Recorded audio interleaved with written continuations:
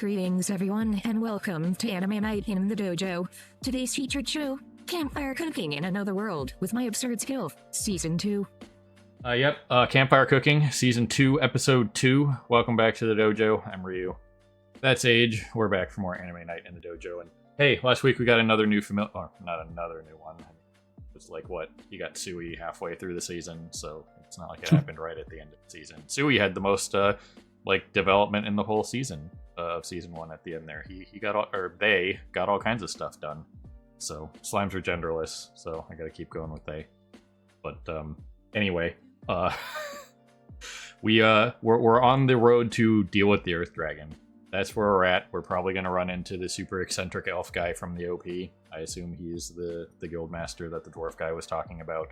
We're seeing more like demi-humans and stuff like that. That's cool. The farther we get away from the potential problem country that Makoto got summoned to, and it will be interesting to see. Maybe not this season, but maybe they'll kind of allude into it, like we talked about last week. Was if we get more on like what the heroes are doing, what that country is trying to do.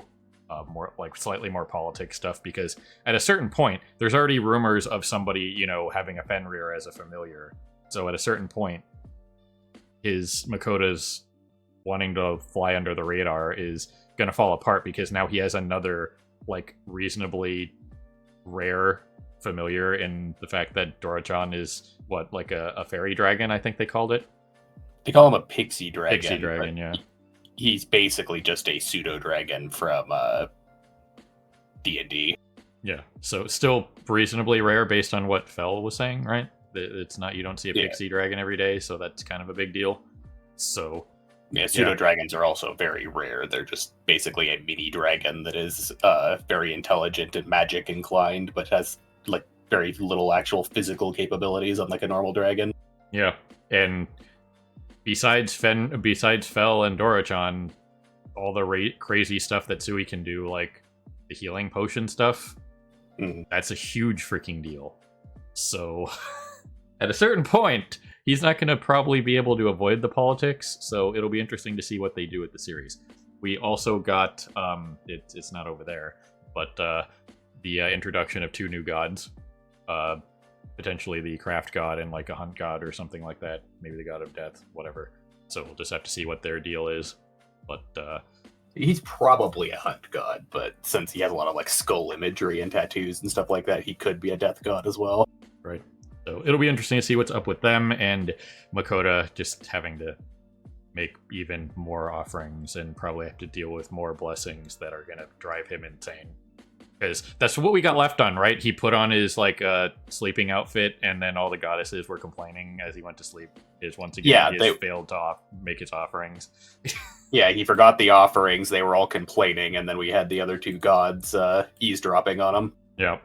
So the madness will continue. So we're gonna push button and get going here. So people on Patreon will see you on the other side of the edit for the timer reaction, and people on YouTube will see you on the other side of the edit for the discussion and review. And if you're looking for either and or, it's all ties back to YouTube or Patreon. It's right there in a cursory search. So you guys know how to use the internet. You're here, so figure it out. Anyway, here goes some. Well, alrighty then, there you have it. Elron, totally freaking Gabiru. We just talked a little bit about it at the end of the reaction there. We did come to the conclusion that a lot of times we talk a little bit too much after the reaction. So we're going to try to curb that a little bit more, so we actually have like everything for like that we discuss is like actually in the discussion part of the videos. So yeah, I'll try to curb myself, but what we do, we talk a lot. You know what I mean? So once I get going or so we just start talking about something, it's kind of hard to... I always try to find that place like, okay, we've stopped, so now I can end the reaction video. You know what I mean? And that's just kind of hard to do when I need to have a thing where it's just, okay, was the episode good? There are major things. This is what we need to look for, and then that's it. And then we talk about it in the reaction, or the review and discussion part. So... We'll try to figure that one out, because it's been kind of progressively getting worse, honestly, thinking about it now that we've actually talked about it in between the 2 videos here. So yeah, it just kind of like leaves out stuff, and I have to like reiterate stuff sometimes, because I don't assume everybody that watches both things. That's why we do two different things. So, I just got to do what I can to just kind of cut it off and just kind of have it in my head now, like, hey, this is just the reaction bit. The ESPN app maybe can go off and remind me. I don't know. But either way, that's something we're going to try to work on here going forward. But either way, Elron, totally the same English VA as Gabiru, especially when they got more animated when he was talking and that kind of thing. It's like, I was just like, that VA sounds familiar. And then the second they started getting animated, I was like, that's freaking Gabiru. So, yeah, I don't know. I don't know if I've ever heard that VA in any other place. Maybe I just have to maybe they clearly have pretty good range as a VA. So, yeah, I'm trying to think. I don't think I really know him for anything but Gabiru. Yeah, so that I know a lot of VAs have, a lot of them have like really good range, and like the guy who does Freddy Fazbear, Kellen Goff. Kellen Goff is insane. You know what I mean? He is absolutely fucking ridiculous when it comes to just his sheer range. Yeah. Him and Michael Kovac. Yeah. The guy who did Angel Dust in the Has-Been pilot. Yeah. So I know a lot, like N and Murder Drones and stuff like that. Like the both of those two are like their ability to just fucking range is ridiculous. Yep. So anyway, there are just certain tells. Like I always make the joke like, oh, it's Gohan. That means that it's the guy who VAs Gohan, and he does all kinds of stuff. He's like everywhere. Yeah. If there's a random side role like a newscaster or something, he's there. He was in P4. You know what I mean? The dude's been around forever. And obviously Dragon Ball predates Persona 4, but still. That dude, the English VA for Gohan, I know it's him every time. Even he has like decent range, but I know it's him. You know what I mean? It's the VA that I can peg immediately. You know what I mean? Yeah. And there are a couple others that I can peg immediately, like the woman who does Ramirez. I've gotten pretty good at recognizing her. And then the VA who does like Ochako Uraraka, she's been around for a while. And then the VA who does Yamamo Yaoyorozu, she's been around. She's in all kinds of things. She plays like Mulan and Slime and Soka, I believe. So she's kind of all over the place as well. And then like Erica Lindbeck, she's done a couple things in MHA and stuff like that. So yeah, there are a couple people that we can peg almost immediately. But this guy, just like I was like, huh, this sounds kind of familiar, and then went like full Gabiru when he was like losing about Makoto being a dragon whisperer, which Age mentioned during the reaction. Not really a dragon whisperer, just generic familiar telepathy. Makoto can't be the first person to be able to communicate with his familiars that don't like speak verbally. You know what I mean? That can't be something new, right? Yeah, I mean, we do know like familiars aren't a very common thing in the first place, so they're not super well known. But like the aspects about them. But yeah, like as far as we know, he's like the first one to actually have a dragon familiar. Right. So either way, we talked a little bit about it at the end of the reaction again, and we're going to try to curb that. But all of Elron's research is like, oh, they only sit on this, or they only drink this. It's just like, meanwhile, Dora's over here just, I don't know any pixie dragon that does this crap. I'm going to sit on this couch. Well, once again, they are pixie dragons. They're tricksters. Yeah. So it probably was just like one pixie dragon that Elron randomly stumbled into who was pranking him. Yeah, could have been. So, it's just one of those things where if it's your own research, if you don't have a huge sample size, it's not worth a lot. Just like the Crunchyroll player not being worth crap. So, there's no sexual violence in this show? I can't believe that. That's crazy. Sorry. That's a joke we've been doing since my Dress Up Darling, and it's going to continue. Because it just we pick up random crap. There was, in fact, a recap this episode, though. Yeah. What was that? But it's just one of those things where... Sorry, I had to reject that phone call, but I'm going to have to call them back a bit here. Yeah, it's one of those things where if you don't have a huge sample size, you don't know if it's correct. You know what I mean? So if you're just basing it off of a couple random observations, then it could be an anomaly, or like Age said, like that particular pixie dragon could have been pranking him or something. You know what I mean? So we'll just have to see if like any of his research is legit, because he was pretty much wrong about everything. Now, to be fair, the mithril thing could be correct. Like, you maybe, but you need like a stronger version. Like Sui made a mithril knife plus. You know what I mean? So yeah, just better refinement on the mithril. Yeah. So we'll just have to see what comes of him, if he's just like one of those people that's super obsessed with something but doesn't actually know anything. But he has to know some stuff. He's an elf. He's been around for, bare minimum 250 plus years, because he said he kind of like time framed it like when he was younger, 260 something years ago, whatever he said. So it was like 260 years. He said he didn't really give any sort of like clear indication as to like what his age was at the time, just that he was still a lot newer as an adventurer and still only a B rank.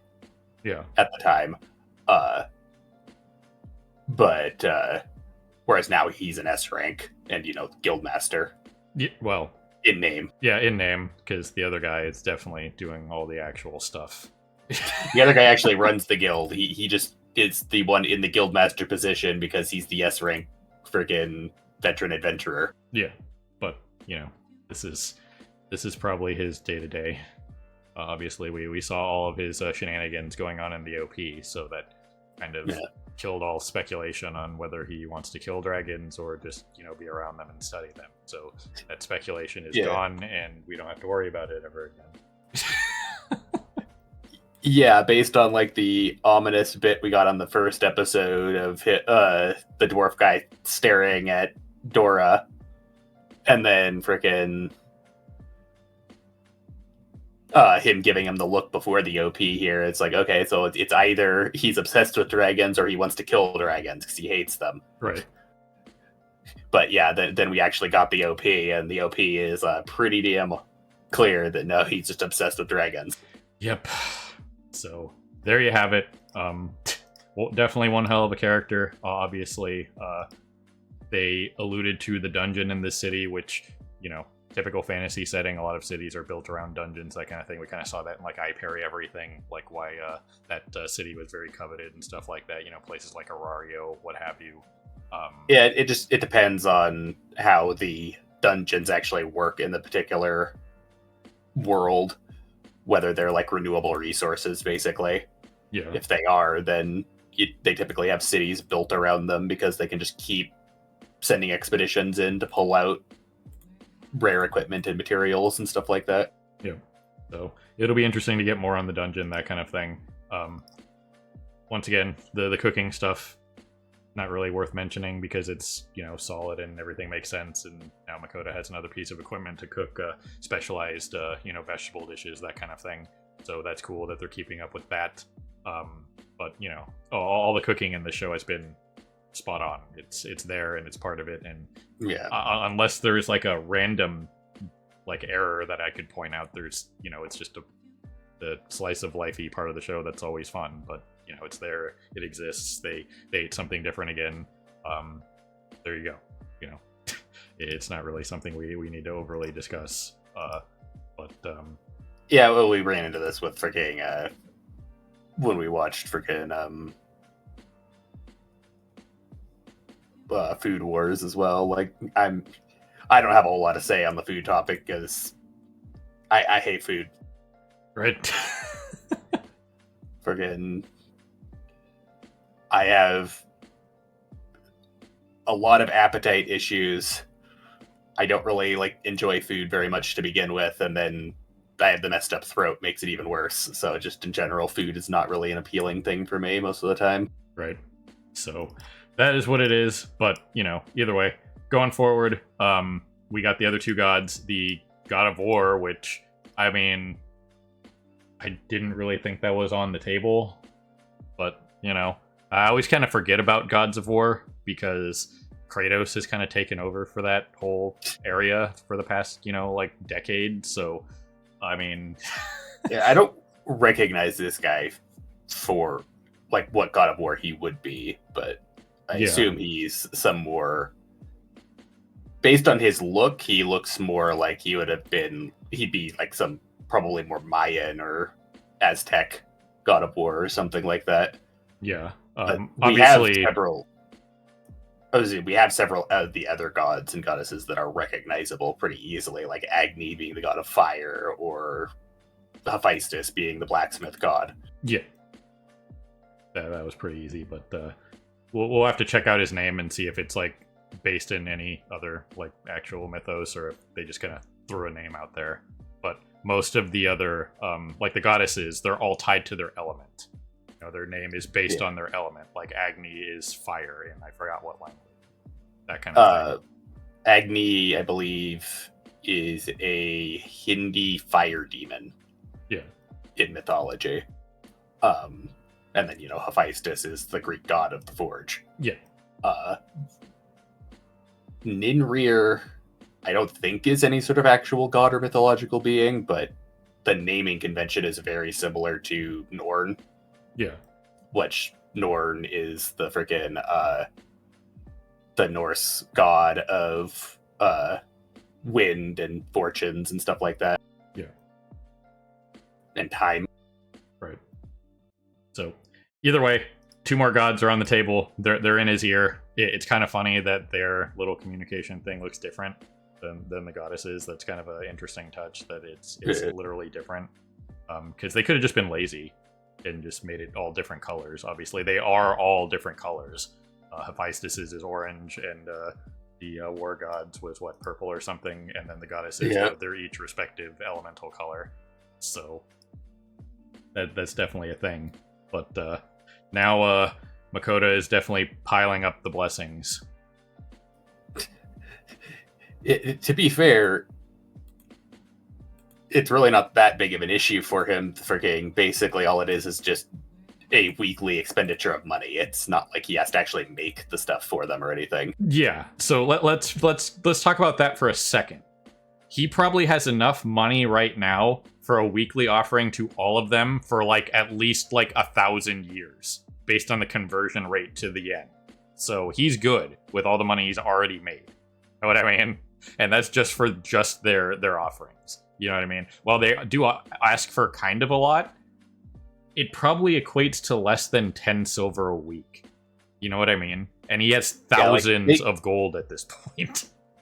Yeah, they ask for pretty big offerings, but once again, they're only asking for a weekly offering. It's not like a daily expense or anything, and he has a ton of money.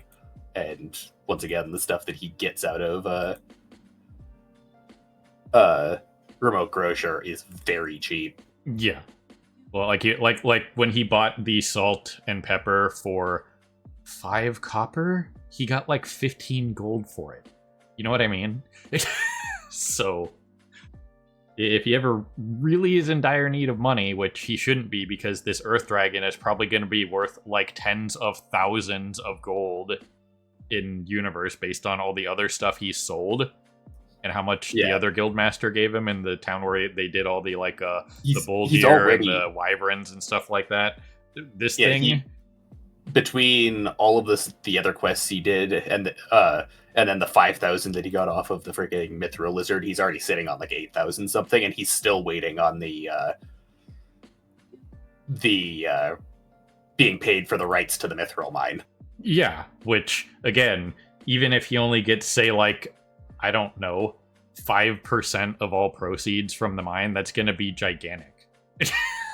Yeah, because Mithril is a highly sought after metal in this world, and prior to him finding that mine, there were only 3 known mines in the whole world. Yeah, and it's kind of the little details like that you put in there, and just have to think even if he only says yeah, I'll just take a small cut, 3 to 5% or whatever, that'll probably equate to several thousand gold a year. Which again, they said that you could live on 20 gold for 3 months or something like that with an average family. Yeah. So he has enough money for beyond a lifetime at this point. So, and he's only just going to get more because, again, once the Earth Dragon is processed, like Elrond was saying, it's like, hey, you only want the meat, the rest of it's worth a lot of money. I mean, yeah, Fel can't eat gold, but Makoto's going to want the gold, obviously. So, you know, it's just one of those things where he already has an insane amount of money for the amount of effort, I guess you could say, that he's put in. But his effort has been just having good RNG, basically. His luck stat has to be fairly high, too. Derping into Fel the way he did. But, yeah, either way, it's just kind of interesting that, again, not everybody has appraisal. So it's not like people are just going to go around and it's not like a classic MMO where people are walking around the capital city and inspecting everybody. You know what I mean? Yeah. So you basically have to be the other worlders, like the three actual heroes, if you will. Like they could, you know, appraise him, and obviously Fel can. Maybe Dora can as well. But it's... Yeah, we know there's some like lesser form of appraisal that high-end individuals in this world can have, but the actual appraisal skill itself that gives like perfect stats and everything and details and stuff on things like that is a otherworlder exclusive skill. Yeah. So it's not like there's people that are just going to be able to be like, look at this guy with like 12 blessings total across his party. This is madness. But either way, you know, we talked about the potential of that being a thing, and that's just this show. He's probably gonna, by the end of this series, he'll probably bare minimum have at least 2 more familiars. He'll probably have like another common, something like Sui that will get stronger kind of deal, and then maybe like another you know, like higher tier, you know, like a griffin kind of tier of creature, something like that. Some more of other rare creatures similar to... Yeah. Dora. I don't think he's capping out at 3. I'm looking at 5 as the number. I think that's where it's going to be at. Like, he's going to completely fill out his party. You know what I mean? Like, the average party size looked like it was like 5 or 6, like with the original adventurer group that he was with, and then like the party that was... Master. Yeah, pretty much. he needs a full crew of 6 Pokemon. Right. So maybe that's where we'll go with it. But either way. And I figure there'll probably be at least another god or 2. Well, yeah, I figure there'll probably be close to like 10-ish gods. We'll probably get a few more specific gods that come in, and then we still have to get the actual god of creation introduced at some point. Yeah, I assume that wasn't just like a throwaway, you know, because they mentioned the god of creation multiple times. Yeah, presumably the god of creation is their equivalent for like Uranus, where it's just basically like he's just the de facto leader of the gods. Yeah. But either way, Sui is now a blacksmith. That was one hell of an animation. Gotta appreciate it. They are able to create fantastic pieces of mithril equipment like this now. Among probably other things, because he has... blessing from, or they have the blessing from Hephaestus, so I'd say putting out a mithril knife as your first craft is kind of a big deal, Tom. Mithril knife plus. Yeah, mithril knife plus. Some classic, you know, D&D-esque crafting shenanigans right there. So, they probably had to... That's more of a, like, of a JRPG thing, just doing the plus. The D&D would be like +1 or +2 or something like that. Yeah, something like that. But either way, it's definitely going to be stronger than the one that Elrond broke. So I assume this will be his research being, you need a mithril item to go through like dragon scale, but you need like a superior mithril craft kind of deal. So he was kind of right. But, you know, how did he know the quality of the mithril item the guild had? They just knew it was mithril. They probably didn't know its quality. You know what I do know? The quality of the Crunchyroll player. It is trash. Yeah, that was basically like a freaking heirloom treasure that the guild had just been passing down. And probably wasn't a particularly pure blade or anything like that. Right. Whereas, Sui's mithril knife is probably very pure mithril. Yeah. So, Anyway, lots of interesting stuff going around with the show. Just lots of random speculation based on what could be going on politics-wise in the future. So the show has lots of stuff going on, just in general. So I appreciate it, even if we don't really have to talk too much about the food because of various reasons. But again, it's just your standard fare for the most part. So. Yeah, the most interesting thing about the food really is just the drawing comparisons from fictional and mythological creatures and stuff like that to real life cooking techniques and food comparisons. Yeah. So anyway, that's all I got for this week. So anything else, Age?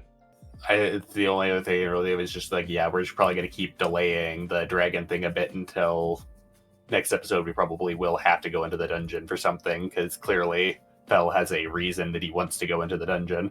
Yeah.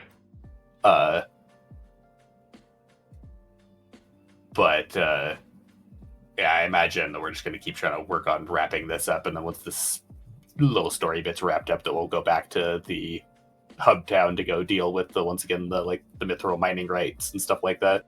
Right.